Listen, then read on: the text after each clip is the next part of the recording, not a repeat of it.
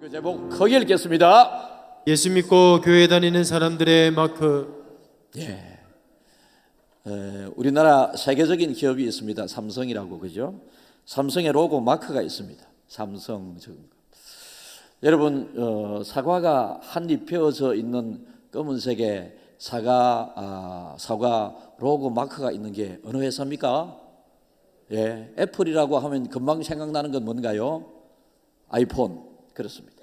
여러분, 그래서 어떤 회사가 하는 그 마크, 브랜드, 이게 굉장히 중요합니다. 길을 가다가 커피 생각이 납니다.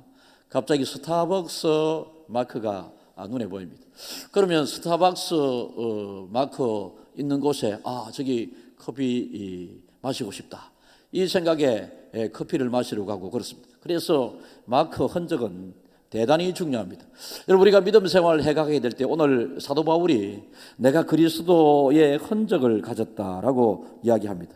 갈라디아서는 갈라디아 교회 성도들을 위로하고 이렇게 믿음 생활을 하라고 사도 바울이 하나님의 말씀을 편지 형식으로 적은 내용인데요, 마지막 부분에 사도 바울이 이렇게 강조를 합니다. 이후로는 뭡니까? 지금 이 편지를 전하고 받고 난 이후로 누구든지 나를 괴롭게 하지 말라. 내가 내 몸에 예수의 흔적을 지니고 있노라 라고 예수 그리스도의 흔적에 대해서, 그래서 이 흔적은 영어로는 마크라고 표현되고 있고요. 우리가 이 마크 흔적은 눈에 보이는 것이 있고 안 보이는 것이 있고, 자기만이 알 수 있고 다른 사람도 알 수 있는 것이 있습니다. 여러분, 지금까지 살아오시면서 삶의 추억 또 흔적, 기억될 만한 일들이 있을 것입니다. 이것은 자기만이 알고 있는 것이거든요. 믿음 생활을 시작하게 될 때에 오늘 이 말씀을 기록한 사도 바울은 옛적 이름이 사울이었습니다. 그런데 길을 가다가 길 위에서 다른 일행들과 같이 갔지만은 들려오는 그 하나님의 말씀은 사도 바울에게만 하나님이 주셨고 사도 바울만 이 하나님의 부르심의 말씀을 듣게 되었습니다. 그래서 사흘 동안 눈에 비늘이 써여서 앞을 바라볼 수 없는 그 사이에 이 하나님을 믿는 사람을 핍박하고 하나님을 적대시했었던 이 사울이라고 하는 사람이 사흘간에 하나님께서 주시는 그 아픔과 상처의 흔적을 통해서 바울이라고 하는 사람으로 변화되게 됩니다. 그러니까 사도 바울에게 있어서 길 위에서 만난 하나님을 통해서 사울이 바울로 변화되게 된 이 기억, 이 흔적, 이 추억을 절대로 잊을 수 없는 것이죠. 그러니까 여러분, 사도 바울이 하나님을 극적으로 만나게 된 이 사건이 있었던 것처럼 여러분들도 하나님을 만나게 되고 하나님을 믿게 되는 그 과정에 모태로부터 자연스럽게 하나님을 믿게 된 감사 제목들이 있는 분들도 많이 있겠지만은, 여러분, 고난과 핍박과 힘든 그 과정에, 아니면 사업이나 건강이나 최악의 상황에 가서 내 힘으로 어찌할 수 없을 그때에 내가 하나님을 만나게 되고 하나님을 찾게 되고 하나님을 부르짖게 되고 그 부르짖음을 통해서 내 상처가 치유되게 되고 내 질병이 고침받게 되고 내 사업이 다시 일어나게 되는 이런 일들로 통해서 여러분들은 하나님을 오늘날 믿게 되는 이 과정에, 여러분 하나님을 믿게 되었을 때의 그때의 추억과 기억, 이것들은 여러분들의 가슴에 계속 새겨 두어야지만이 여러분들께서 믿음 생활을 하게 될 때에 하나님을 멀리하게 되는 경우들이 종종 있습니다. 여러분, 인생을 항해라고 비유하지 않습니까? 바다에 큰 배들이 떠다닙니다. 요즘은 배가 대형화되고 배에 첨단화가 되어서 여러분, 큰 배에도 사람이 근무하는 사람이 한 25명밖에 되지 않습니다. 옛적에는 100명이 넘었었던 때고요, 옛적에는 50명이 넘고 그랬었는데 요즘은 다 기계적으로 움직이고 하기 때문에, 옛날에는 배라고 그러면 배 이 항로를 하게 되는 이 운전대처럼 누군가가 잡고 있기도 하는 이런 거 있지 않습니까? 요즘은 딱 이제 세팅만 해두게 되게 되면 위성으로 배가 탁탁탁 이렇게 하게 되는데, 아무리 배 항로를 세팅해 둔다 할지라도 사람이 고치고 수정해야 되게 되는 경우가 있습니다. 여러분, 이 배가 이 한국에서 출발해서 저 삿포로를 통해서 LA까지 가게 될 때 거의 180도를 맞춰서 이렇게 가게 됩니다. 180도를 맞춰서 가게 되는 그 과정에 180도 맞춰서 갈 수 있도록 모든 여건이 다 되느냐? 그렇지 않습니다. 보이지 않게 바닷물은 계속 조류를 타고 흐르고 있고, 또 바람도 오른쪽에서 왼쪽으로 왼쪽에서 오른쪽으로 이렇게 바람이 치기 때문에 아무리 거대한 배라 할지라도 그 조그만한 바람이 지속적으로 불게 되게 될 때에 배 방향이 약간 틀리게 될 수도 있고, 아무리 큰 배라 할지라도 흐르는 그 조류 위에서 항해를 하고 있기 때문에 그 조류의 방향에 따라서 배가 여러분 오른쪽으로 왼쪽으로 그 항로에서 이탈해서 많이 밀려져 오게 되는 경우가 있습니다. 그래서 항해사들은 순간순간 배의 위치를 위성으로 컨펌받고, 위치로 컨펌받은 데에서 다시 해도에 현재 우리 배의 위치를 11시 30분 위치를 딱 기록하고, 또 2시간 후에 1시 30분 위치를 딱 기록하면서 배가 어느 정도 이탈이 되었구나, 그래서 180도로 가던 그 배를 178도로 돌리기도 하고 182도로 돌리기도 하는데, 여러분 항해에 변경된 이것은 항해 일지 로그북에 반드시 기록이 되어 있어야 합니다.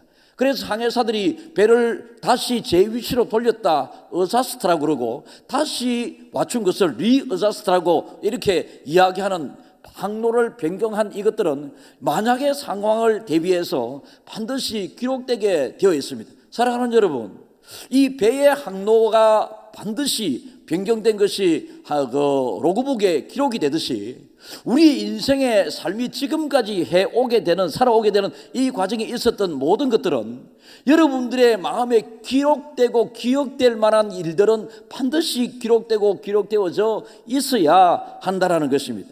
여러분, 그래서 이것이 하나님의 일과 하나님을 위한 일이었더라면 예수 그리스도의 흔적이라도 할 수 있겠고요, 아니면 여러분 국가와 인류 보편 여러분 자유를 위해서 한 일이라면 그 자유를 위한 싸움의 흔적으로 남을 수도 있고, 내 개인적인 신앙의 여정의 흔적이 될 수도 있습니다. 모든 성도들은 마음의 간증거리, 기억하고 추억하는 마음의 흔적들을 가지고 있어야 합니다. 그래서 하나님의 은혜를 받은 그것을 잊어버리지 말고, 은혜 받았던 그것을 가슴에 잘 새겨서 세월이 지난다 할지라도 기억과 추억으로 남아 있어서, 때로는 우리에게 어려움이 다가오고 바람이 불고 해류가 조류가 막 흔들림에 따라서 우리의 신앙이 이탈되고 우리가 흔들릴 경우가 있다 할지라도, 그때마다 받았던 옛 하나님의 은혜 기억했었던 그것을 생각하면서 제자리로 돌려놓게 되는 이런 일들이 있어야 하는 것과 아울러서, 여러분 세상을 향한 세상 사람들이 우리를 바라보게 되었을 때에 예수 믿는 사람들의 구별성, 선명성, 여러분 이 변별력이 무엇인가라고 하는 것입니다. 하나님은 저와 여러분들을 선택하여 구별된 하나님의 백성으로 세워주셨고, 우리는 영광스럽게도 하나님의 아들입니다. 하나님의 딸입니다. 하나님의 백성입니다. 하나님의 가족입니다. 여러분, 신이신 창조주 하나님의 가족이 되게 되고 하나님을 아버지라 부를 수 있게 된 이것이 얼마나 큰 은혜인지요. 그죠? 이것을 정말로 가슴 깊이 새겨 감사할 줄 아는 성도들이 되어야 하는데, 이런 감사하는 성도, 하나님 때문에 행복해하는 성도들의 말하는 태도를 통해서 하나님의 은혜에 감사하고 신앙생활이 즐거워서 밝고 환한 그 웃음과 표정을 통해서 세상 사람들이 예수 믿는 사람의 마크가 저런 것이구나, 예수 믿는 사람의 모습이 저런 것이구나, 이것을 깨닫게 해야 됩니다. 여러분, 하나님께서도 우리의 모든 일거수일투족을 하나님은 다 보고 계신데요, 하나님이 보고 계신데 하나님 앞에 우리 신앙의 흔적들을 보여드려야 합니다. 이것은 하나님만이 볼 수 있는 흔적일 수도 있고요, 그리고 세상 사람들에게 있어서 믿음의 사람의 삶의 흔적과 마크를 이렇게 보여줌으로 예수 믿는 사람은 다르다. 왜요? 신분이 다릅니다. 우리는 하늘나라의 시민권을 가지고 있고 하나님의 자녀로서의 신분, 거룩한 무리, 그의 소유된 백성, 이 신분이 있습니다. 그래서 이 신분에 걸맞는 마크를 가지고 있어야 되는데, 예를 들어서 아까 스타벅스 커피라고 이야기했습니다. 스타벅스 커피 이 매점만 보고 들어가서 커피를 먹는데 저희 같은 사람은 커피 맛을 잘 모릅니다. 최고 맛있는 커피는 저는 200원 넣으면 나오는 믹스 커피. 그것도 딱 반 잔만 먹습니다. 한 잔 다 먹으면 야단치는 사람이 있어서. 그래서 반 잔만 딱 먹는데 어쨌든 여러분 커피 맛을 너무나 잘 아는 사람도 있잖아요. 우리 부목사님들 중에서도 커피 맛을 잘 구별하는 분들이 있습니다. 뭐 나름대로의 취미고 얼마나 좋습니까? 그 커피 맛을 즐길 줄 아는 사람, 우리같이 커피 맛을 즐길 줄 모르는 좀 재미없는 사람. 그런데 커피 맛도 예민하게 구별해서 커피 맛을 음미하고 즐길 줄 아는 이것도 삶의 에너지고 그렇지 않습니까? 그죠? 그런데 스타벅스 가서 커피를 마시는데 커피 맛을 전혀 모르는 제가 타준 커피와 같은 맛을 낸다면 오늘따라 왜 이렇게 되는 것 아니겠습니까? 이 점은 커피 맛이 정말로 안 좋다라고 하는 그런 것도 말하지 않겠습니까? 그래서 예수 믿는 저와 여러분들이 세상에 유명한 브랜드, 거기에 따르는 마크가 있고 거기에 따르는 좋은 뭔가 제품이 생산되고 우리에게 유익함을 주게 되듯이 예수 믿는 사람들이 이 세상을 살아가면서 예수 믿는 외적인 모습은 성경을 가지고 또 여러분들 차에 당신이 더 행복했으면 좋겠습니다 라고 하는 마크를 붙인 분도 있고 안 붙인 분들도 있고요. 어쨌든 김해 중앙교 안으로 싹 들어와서 또 교회 와서 예배를 드리는 이 마크, 이 모습도 아름답습니다. 얼마나 좋습니까? 다른 곳으로 가지 않고 지금 예배당에 오셔서 앉아 계신 이 모습. 항상 기뻐하라 이 말씀을 따라서 세상살이가 너무 힘들고 무거운 것이 사실임에도 불구하고 그의 얼굴은 항상 즐겁습니다. 그의 얼굴은 항상 표정이 좋습니다. 이게 믿음의 사람, 예수 믿는 사람의 즐거워하는 마크 모습일 수도 있고요. 여러분 항상 바르게 살려고 하는 그 모습, 이것이 또 믿음의 사람의 모습일 수도 있고 또 질서를 잘 쫓아 순종이 제사보다 낫다고 하신 하나님의 말씀처럼 세상은 연세 드신 어른들에 대하여 별로 소중하게 그렇게 안 하지만 김해 중앙교회는 젊은이들이 잘 되고 어른들이 행복한 교회, 그 말씀을 따라서 원로 어른들 또 연세 드신 어른들을 향해서 항상 존중하게 귀하게 여기는 이 모습을 통해서 교회관이 좀 다르더라, 어른들이 대접받는 교회더라, 그리고 아이들에게 배울 것들이 많이 있더라. 여러분 이런 것들을 통해서 교회의 교회다움의 모습이 세상 사람들에게 또 예수 믿는 사람의 삶, 표정, 말하는 모습을 통해서 예수 믿는 사람의 마크, 브랜드, 여러분 이런 것들이 알려지고 드러나야 된다라는 것입니다.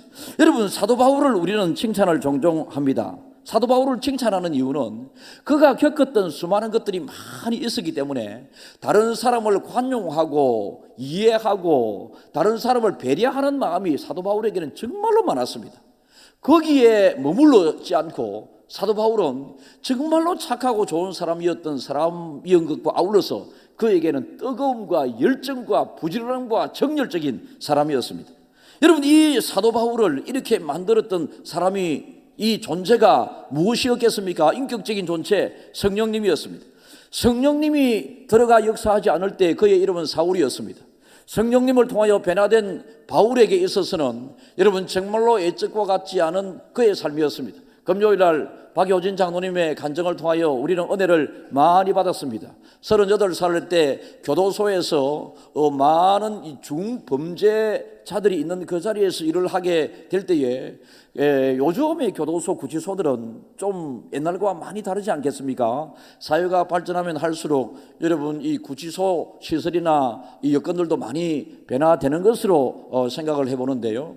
그런데 그때의 이 박효진 장로님은 38살에 하나님을 만나고 나서 하나님을 믿고 난 다음에 하나님을 믿기 전에 어제의 모습과 하나님을 믿고 난 내일의 모습이 자기 스스로가 자기 스스로를 생각해도 너무 다르더라라는 것이죠. 그러니까 이 교도소에 있는 죄인 한 사람 한 사람을 볼 때도 하나님을 믿기 전에는 저 사람이 죄를 짓고 들어왔다고 하는 이런 그 중에 또 험하고 거친 죄를 지으고 사형 선고를 받은 이 사람들을 바라볼 때는 눈빛이 막 사납고 이런 사람들을 볼 때는 자기도 그 사람들한테 치면 안 되니까 그 사람들을 사납게 대할 수밖에 없었고 저한테는 여러분들한테 표현을 못했지만은 저와 잠시 이야기를 나눌 때에 그 이야기를 좀 하는데 굉장히 거칠었더라고요. 굉장히 거칠었던 그분이 하나님을 만나 예수님을 믿게 되었을 때에 그 이후에 불과 이틀, 하나님을 만나기 전에 어제, 하나님을 만나고 난 다음 내일, 이것이 너무 모든 게 불쌍하게 보이더라고요. 죄인 하나하나가 한 사람 한 사람이 너무나도 불쌍하게 보이고 눈물이 많아지게 되고 막 그러더라라는 것입니다. 이 모든 것들은 여러분 내 힘으로 내 수고와 내 노력으로 하는 것 같지만은 실상 내 속에서 성령님이 강력하게 역사하심으로 나에게 형상과 현상으로 그렇게 나타나는 것입니다. 그래서 우리가 믿음 생활을 하게 될 때에 내 의지와 내 수고의 믿음 생활도 정말로 중요합니다. 의지적인 믿음, 이것도 내 수고와 노력적인 믿음도 대단히 중요합니다. 그런데 여러분 내 수고와 내 노력과 내 의지적인 믿음의 진보는 굉장히 힘이 듭니다. 굉장히 힘이 듭니다. 그런데 여러분 내 속에 성령님을 청하셔서 성령님이 앞장서 인도해 주시고 성령이 나를 잘 안내해 달라고 하나님 앞에 기도하게 되면 성령의 역사 속에 내가 성령과 함께 걸어가는 믿음 생활은 어려운 믿음 생활이 아니라 쉬운 행복한 믿음 생활이 되게 된다라는 것입니다. 여러분 모든 곳에는 흔적이 남게 됩니다. 사람이 내가 어떤 곳에 머물러 살다가 다른 곳으로 이사하게 될 때는 여러분 다른 사람으로부터 이런 평가의 흔적을 남기기도 하고 어떤 사람이 살다가 한 그 집은 어떻게 그렇게 깨끗하지 못한, 제가 더럽다고 하는 표현은 안 쓰려고 그랬습니다. 어떤 사람이, 여러분 우리나라도 이제 이런 문화가 정착되고 있잖아요. 어떤 사람이 월세든 전세든 살게 되었을 때에 그 집을 나가게 되게 되면 이 사람이 사는 날 동안에 그 집에 훼손, 손상이 난 흔적이, 자국이 남아 있으면 집주인은 반드시 보상을 청구합니다.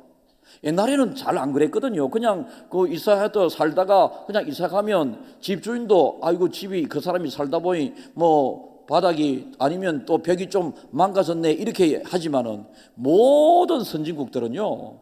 집 렌트를 하게 되면 집주인이 사진을 찍어서 다 남겨둡니다. 그리고 나가게 되었을 때 발견되는 그 파손된 흔적을 살던 사람에게 이야기를 해서 반드시 배상과 보상을 해주고 나오는 이런 시스템, 이런 제도가 있습니다. 그래서 가능하면 사람들이 그곳에 사는 날 동안에 깨끗하게 살기 위해서 그곳을 잘 지키기 위해서 이렇게 애를 쓰고 노력을 많이 합니다. 그런데 그럼에도 불구하고 어떤 사람이 살다가 간 그 흔적을 보게 되면 유리창이 깨어 있기도 하고 창문이 파손되어 있기도 하고 장판이 떨어지기도 하고 마룻바닥이 손상되기도 하고, 여러분 이런 부분에 대해서는 여러분 자기가 책임을 져야 된다라는 것이죠. 여러분들이 지금까지 살아오면서 여러분을 여러분 되게 한, 아니면 생명의 고비를 넘길 뻔했었던 그 모든 일들이나 하나님을 믿게 되는 그 과정에 받았던 은혜, 혹시나 힘들었던 그런 부분에 기억나는 것 없으세요? 이 기억이 있었어야 합니다.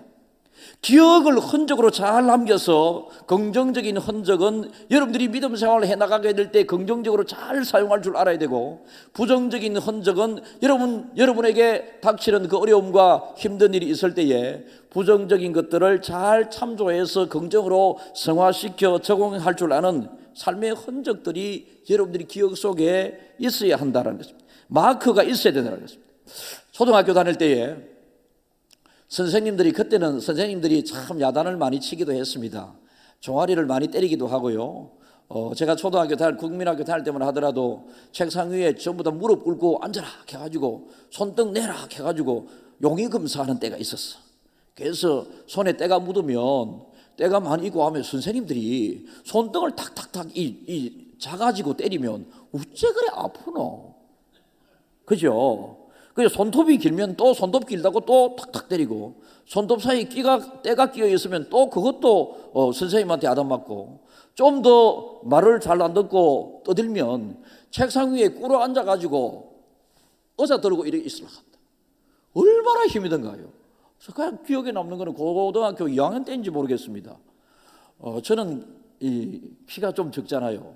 덩치가 적으니 키 좀 적은 게 유리할 때도 있습니다. 초등학교 입학할 때는 엄마 따라서 엄마가 없고 애적에 이제 국민학교 입학을 하게 되면 다 일렬로 줄을 세운다 아닙니까? 줄을 세우면 키 작은 사람을 앞에 세워. 저는 항상 두 번째 섰습니다. 제일 작지는 않았거든요.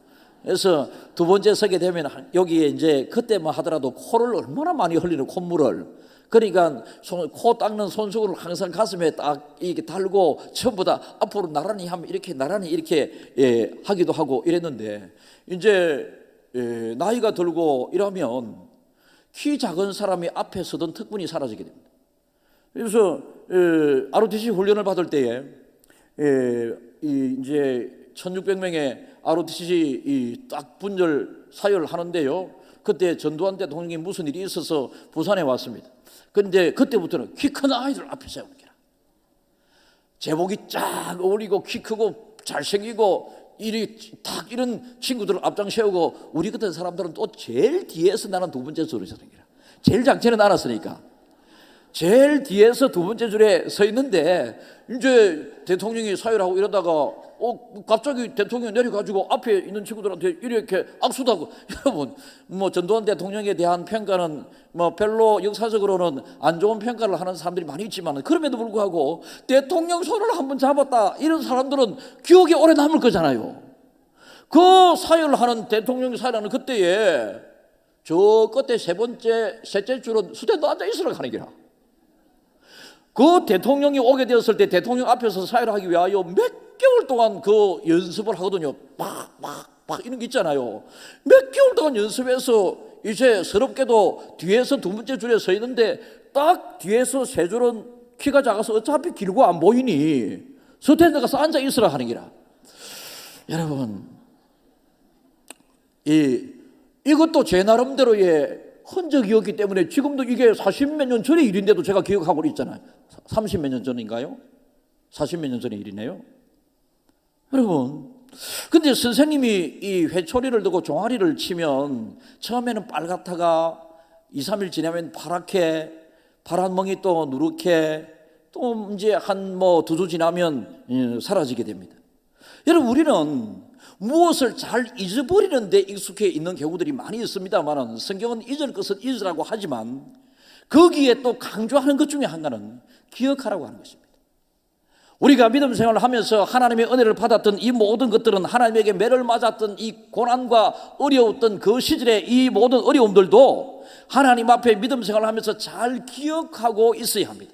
그래서 내가 나쁜 길로 가려고 할 때에 하나님께서 애적에 회초리를 들었던 그 생각에 빨리 돌아설 줄 알아야 되고, 나에게 감사한 일이 있게 되었을 때에 애적부터 주셨던 그 하나님의 은혜를 생각하면서 하나님의 은혜에 감사하면서 믿음 생활하는, 감사도 없고 여러분 되돌아서는 회개도 없고 이러면 이 시대에 제일 문제는 뭐냐 하면, 갈등도 문제이지만 그냥 가만히 있는 것도 문제입니다.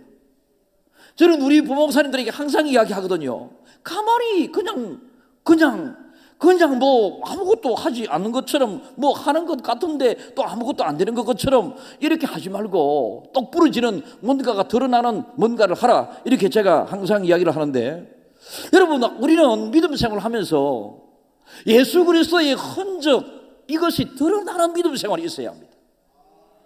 평생을 믿음 생활을 하면서도 누군가로부터 저 사람은 교회 다니는 사람이다, 저 사람은 예수 믿는 사람이다 라고 하는 소리를 내 입에서 이야기하기 전에 한 번도 듣지 못한 믿음 생활을 한다면, 그 사람은 예수 그리스도의 모습과 흔적이 나를 통하여 한 번도 드러나지 않았기 때문에 사람들이 나를 향하여 평가할 때도 저 사람은 별로 예수 믿어도 별로 믿음 별로 좋은 사람이 아니다.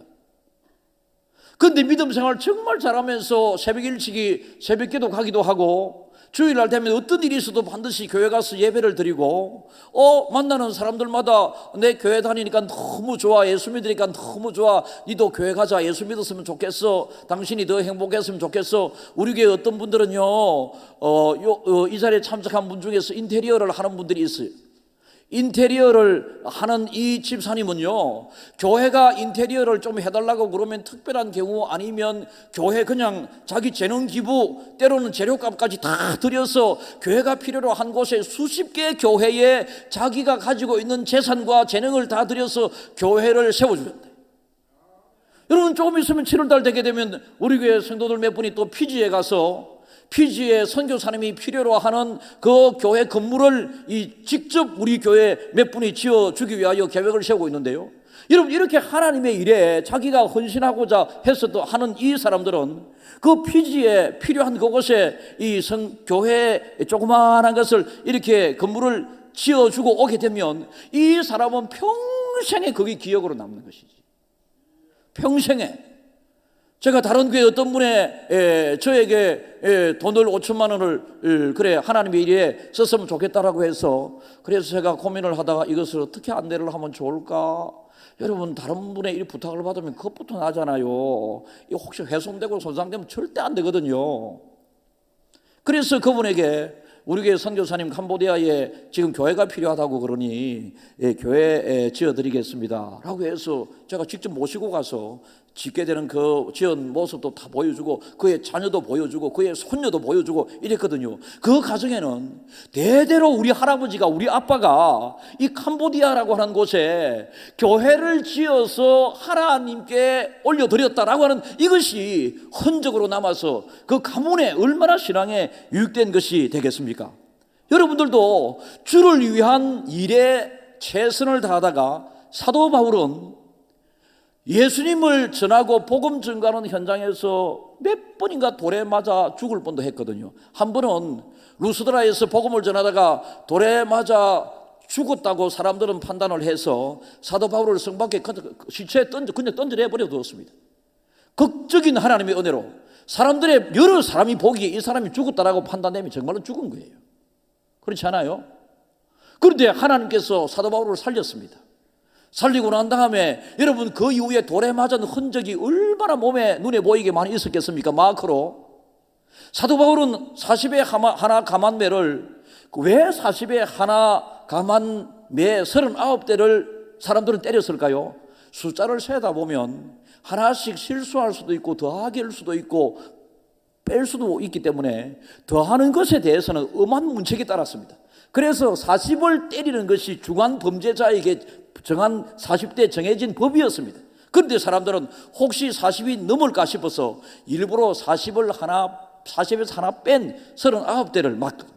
그러니까 39대를 맞으면 보통 사람들이 그냥 맞아 죽은, 그러니까 엉덩이나 몸에 이런 데 얼마나 흔적이 많았겠습니까? 눈에 보이는 예수 그리스도의 복음을 전하다가 돌에 맞은 흔적, 매에 맞은 흔적, 이 흔적을 사도 바울은 내 안에 예수 그리스도의 흔적이 남아있다라고 당당하게 이야기하면서 그 흔적이 자랑스러운 흔적으로 사람들에게 지금 소개되고 있습니다. 이러한 흔적들 때문에 사도 바울이 떠난 이후에 지금 2000년이 지난 이 시점에서도 우리는 사도 바울이 남긴 선교의 여정, 복음 전하던 현장에서 일어났던 일들을 지금 서로 나누고 있는 것 아니겠습니까? 여러분, 사도 바울 흔적의 소중함을 그는 잘 알았습니다.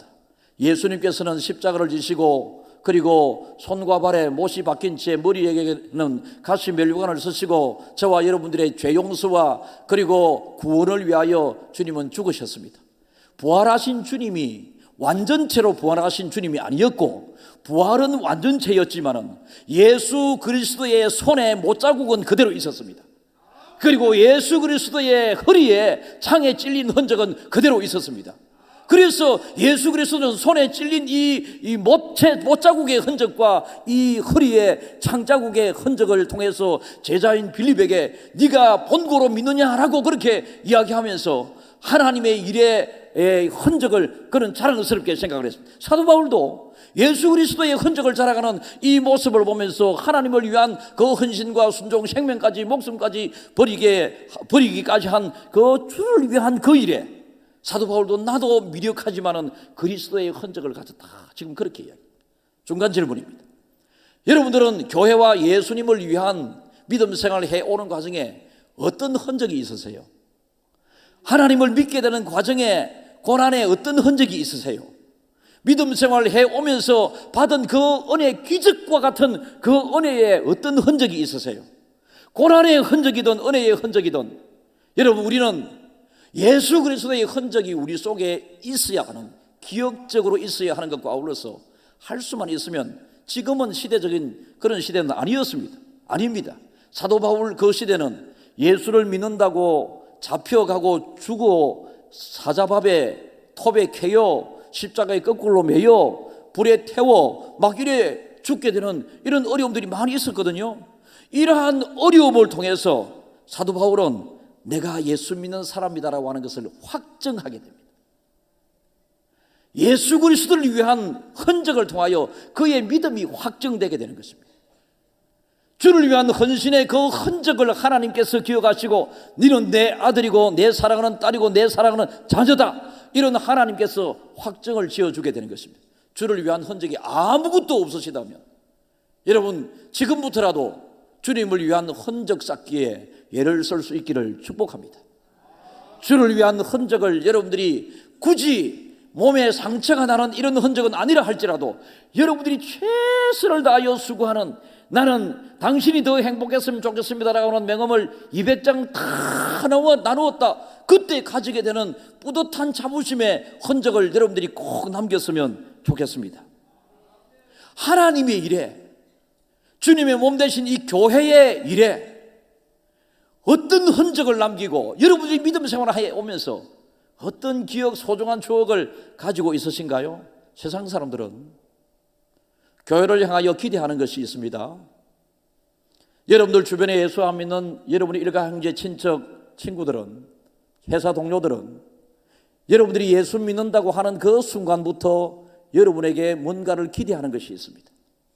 예수 믿는 사람들은 좀 더 바르기를 원하고, 예수 믿는 사람들은 좀 더 착하기를 원하고, 예수 믿는 사람들에게 그들은 뭔가 세상이 이렇게 나아가는 데 대해서 믿음의 교회들의 역할을 요구할 때가 있습니다. 그런데 교회가, 그리고 예수 믿는 사람들이 사람들의 요구에, 시대적인 이 요구에 전혀 드러나지 않는, 교회의 흔적이 드러나지 않고 믿음의 사람의 흔적이 드러나지 않는 믿음 생활은 어쩌면 자기 자신들이 한번 점검해 보아야 합니다. 이게 정말로 내가 살아있는 믿음이었는지 한번 여러분들이 점검을 해 보아야 합니다. 방글라데시 선교사님의 선교 복음문 중에 있는 내용입니다. 그에게 있어서는 지금 40살 된 17년 전에 예수를 믿게 된 이 젊은 이 현지인 이 한 사람이 천열매인데 너무 선교하는데 큰 힘이 되고 도움이 된다는 것이죠. 방글라데시 선교 처음 갔을 때에 오랫동안 선교를 계속하면도 열매가 잘 없는데 극적으로 한 17살짜리 이 학생이 예수를 믿게 됩니다.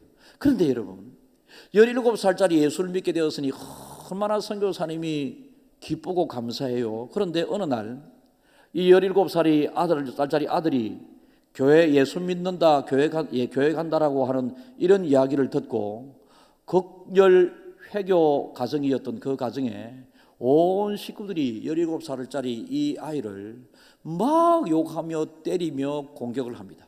그럼에도 불구하고 교회 예수 믿기 위해서 선교사님을 계속해서 만나게 되는 것을 알게 된 어느 날 그의 식구들이 둘러 앉아서 때리는 중에 아버지가 이 아들의 눈을 하나 뽑아버립니다. 그러니까 극렬한 회교 국가의 회교 가정에서는 예수를 믿는다고 하는 이것이 가정의 수치로, 가문의 수치로 생각을 하거든요. 가정을 더럽혔다고 생각을 하거든요. 잘못 알고 있기 때문에. 근데 가정을 더럽혔다, 수치스러운 우리 가문을 만들었다고 하는 이런 이유로 아버지가 17살짜리 아들 눈을 한쪽에 뽑아버립니다. 얼마나 힘들겠어요. 그럼에도 불구하고 이 아이는 계속해서 선교사님을 만나면서 믿음 생활을 합니다. 아버지 비롯해서 가족들이 이 아이를 어떻게 할까 한 5년쯤 지나게 되었을 때에 아버지가 계속되는 자기 스스로가 지금 잘 예수님을 모르기 때문에 오해에서 비롯된 잘못 아니었겠습니까? 아버지가 아들을 미워하는 것 자연적인 현상은 아니거든요. 예수를 믿는다고 하는 것이 얼마나 해야 될 일이고 좋은 것인 줄 아버지는 지금 모르고 다른 신을 섬기고 있기 때문에 아버지가 이 가문의 수치스러움을 제거해야 된다라고 하는 아버지 생각에 어느 날 아들을 불러서 아들에게 맛있는 평소에 먹을 수 없는 고기를 반찬으로 해서 밥을 먹게 합니다. 아들이 얼마나 아버지가 준비해 주시는 이 고기 먹고 싶었겠어요. 먹으려고 하는 순간 이 17살짜리 꼬마가 수년 동안 예수 믿게 되는 이 과정을 옆에서 지켜본 고모가 있습니다. 이 고모가 자기 동생 이 아이의 아버지의 마음을 알게 된 것이죠. 그래서 이 고기를 먹으려고 하는 순간 고기를 뺏어서 마당에 막 던져버립니다. 마당에 딱 던져버리게 될 때에 마당에서 거닐던 이 개가 그 고기를 덥석 삼켜버리고 맙니다.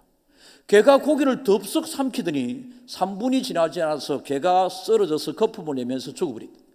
그러니까 이 아버지는 가문의 수치스러움으로 생각했었던 이 23살짜리 이 아들이 수년 동안 예수 믿지 말라고 그렇게 함에도 불구하고 계속 예수를 믿으니 아버지가 이제 독약을 고기에 타서 아들을 죽이려고 했었던 계획이었죠. 그런데도 극적으로 살아나게 되었습니다. 살아나게 된 이 아들이 집을 나와서 그때부터 선교사님을 본격적으로 돕게 됩니다. 선교사님을 본격적으로 돕게 되는데 현지인들에게 익숙하지 않은 이 선교사님이 현지인을 만나서 복음을 전하게 될 때에 제일 좋은 흔적은 이 예수를 믿기 위하여 온 한쪽 눈이 빠져버린 이 친구. 그래서 이 친구가 이야기를 합니다. 나는 예수 믿기 전에 눈이 두 눈이 있었지만은 예수를 믿는다고 하는 이유로 눈이 하나 뽑혔음에도 불구하고 나는 끝까지 하나님을 믿어주실 것이다. 하나님을 믿으니 너무 좋다. 한쪽 눈이 없어도 두쪽 눈을 가진 사람보다 너무 행복하다. 이런 식으로 복음을 전하게 되니 이 사람이 한쪽 눈이 뽑혀버린 이 흔적이 예수 그리스도의 복음을 전하는데 너무 유용하게 사용되더라라고 하는 그 선교사님의 보고 중에 한 부분입니다. 사랑하는 성도 여러분, 우리가 예수를 믿게 되는 그 과정에 고난과 상처와 아픔, 핍박의 흔적들이 있을 수도 있습니다. 감사함으로 잘 받아들이고 여러분들이 가지고 있는 상처와 고난, 그 모든 흔적들을 여러분들이 복음 전하는 데 잘 사용할 수 있기를 바랍니다. 하나님의 일을 하는 곳에 잘 사용하게 될 수 있기를 바랍니다. 여러분은 예수 그리스도를 위한 흔적 뭐가 있습니까? 하나님 앞에 드러낼 수 있는 주님을 위하여 일하다가 남겨진 상처, 흔적 무엇이 있습니까? 여러분, 사도 바울은 복음 전하다가 가지게 된 그 상처를 자랑스럽게 나는 편지의 제일 마지막 부분에 나는 이후부터 누구든지 나를 괴롭게 하게 하지 말라. 내가 내 몸에 예수의 흔적을 지니고 있노라.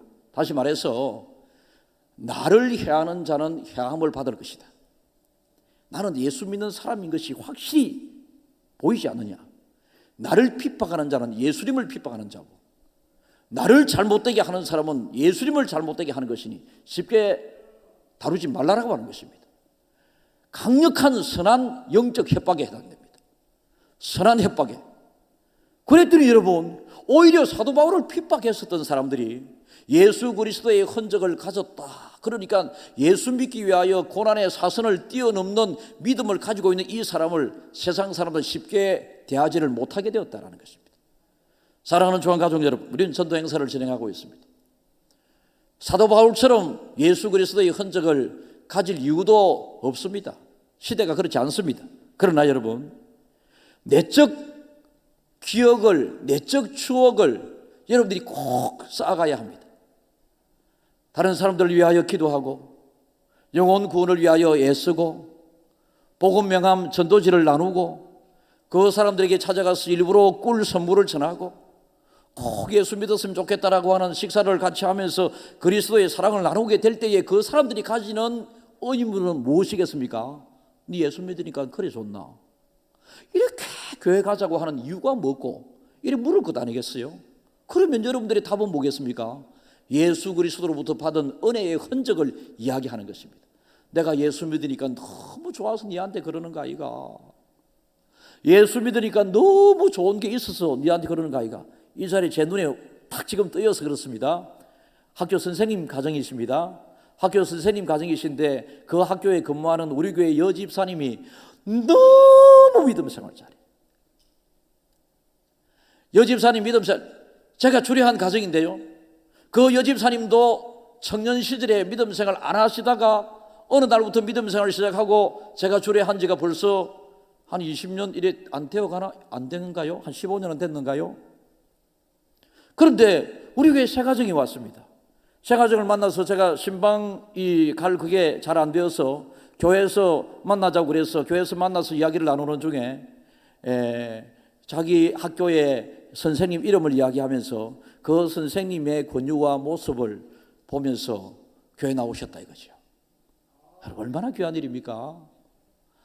그 선생님도 착하고 그 모습을 바로 읽을 줄 아는 지금 앉아 계신 가정이 너무 착하세요. 칭찬드리고 싶습니다.